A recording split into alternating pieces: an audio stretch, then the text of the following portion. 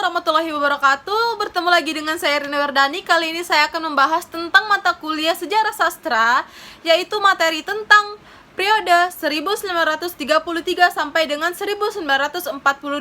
Yuk disimak, saya akan menyimpulkannya dengan bahasa saya sendiri. Semoga kalian memahaminya dan mudah menyerap semua apa yang saya bacakan. Ya, kali ini saya akan membahas tentang pertama, lahirnya majalah Pujangga Baru. Nah, asal mula Pujangga Baru sebagai satu fenomena kebudayaan dapat ditelusuri ke belakang pada organisasi-organisasi kebudayaan kaum muda nasionalis daerah-daerah pada awal 20 abad di Indonesia. Yang pertama diantaranya organisasi tersebut Jongjava yang dibentuk dalam tahun 1915 dibentuk pengayoman Budi Utomo.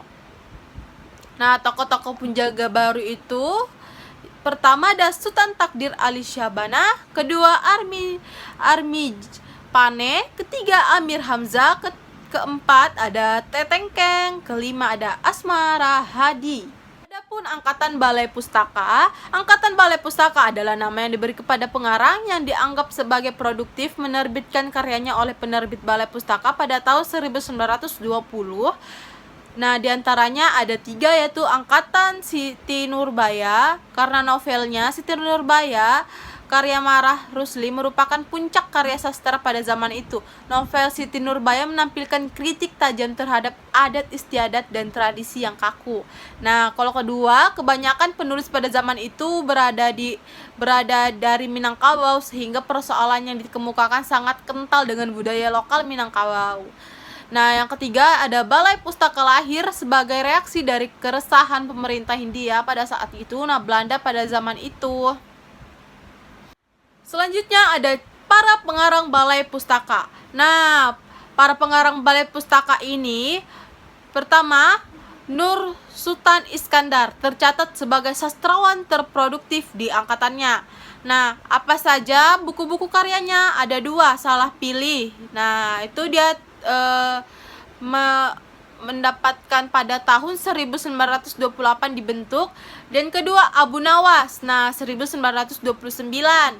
Pertama ada Gusti Nyoman Pajit Sina, lahir dari budaya kepercayaan Hindu Bali serta tumbuh di istana kerajaan Buleleng. Karyanya antara lain pertama Imade Widyadi, kembali kepada Tuhan maksudnya, 1955, dan kedua I Swasta Setahun Bedahulu pada tahun 1938.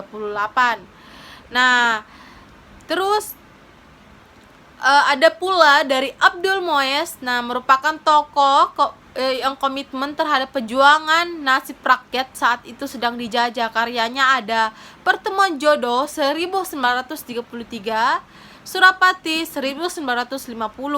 Nah, terus ada juga Marah Roesli.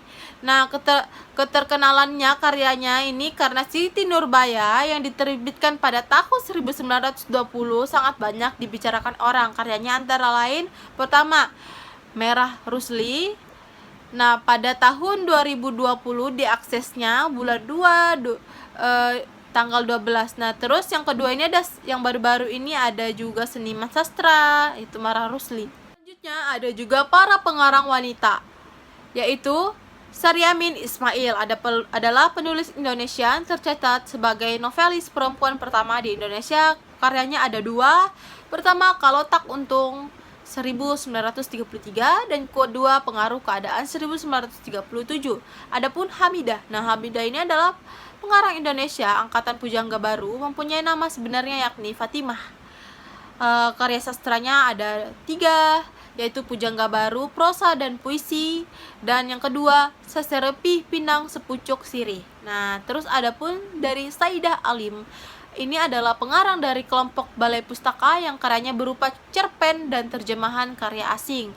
Nah, karyanya itu ada 3, yaitu Drama Pembalasan 1940 dan kumpulan cerpen Taman Penghibur Hati 1941 dan terjemahan Angin Timur dan Angin Barat 1941. Selanjutnya ada para penyair dari Sumatera, yaitu Hasmiji Atta M. Ali Hashim. Nah, itu tuh mendapatkan penyairnya itu dia menyair berjudul dari Kisah Seorang Pengembara tahun 1936, Surapati Samarahan Indonesia Baru 1994, dan Badaharo nama samaran Banda Harahap. Nah, dengan berjudul Daerah Kehadiran Lapar 1957 dan juga Dari Bumi Merah 1963. Nah, itu saja yang dapat saya simpulkan secara rinci untuk mata kuliah materi kali ini. Apabila saya salah dalam berbicara atau menyampaikan suatu kata, mohon dimaafkan. Saya Rina Wardani undur diri, sampai jumpa kembali untuk minggu depan. Terima kasih. Assalamualaikum warahmatullahi wabarakatuh.